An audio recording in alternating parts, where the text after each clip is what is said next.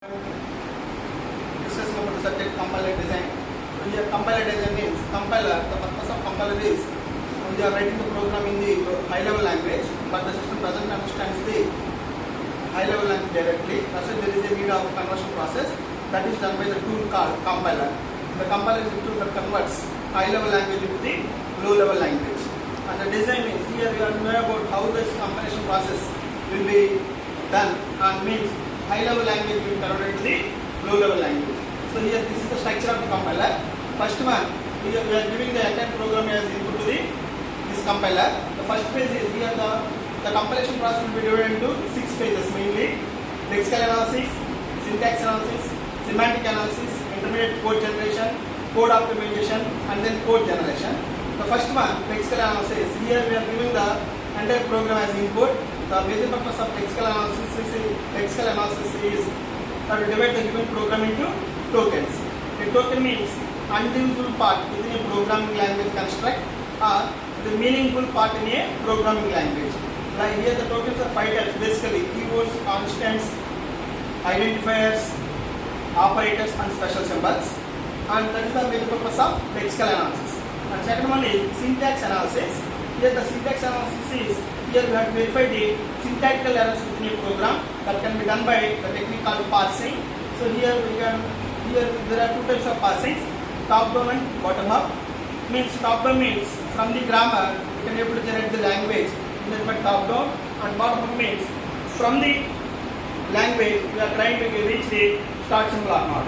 So here there are so many techniques. Here we will find out the first and follow. First means the starting terminal, that is reached first from the non-terminal is nothing but first, and follow means the terminals that are immediately following the current non-terminal is nothing but follow set.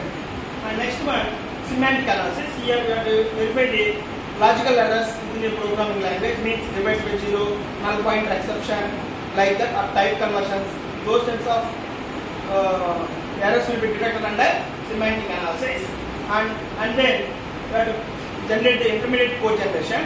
So this is the first 3 phases are the analysis of a compiler, and the next 3 phases are the synthesis of a program. So this is the intermediate one.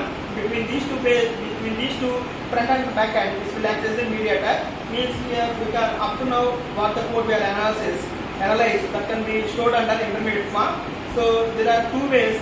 First one is 3 address code, and the next one is directed acyclic graphs.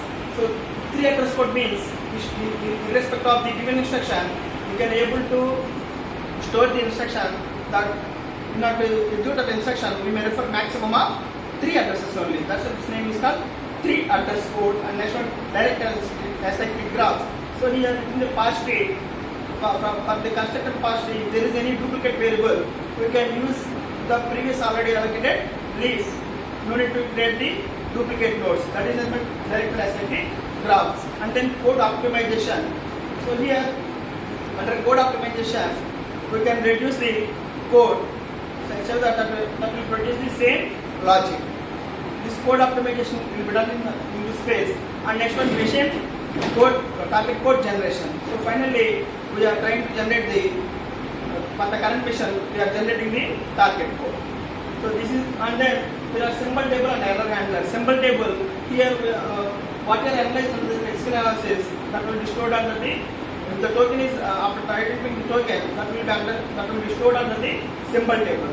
So this avoids the further analysis of the code in the remaining phases. So if you want any variable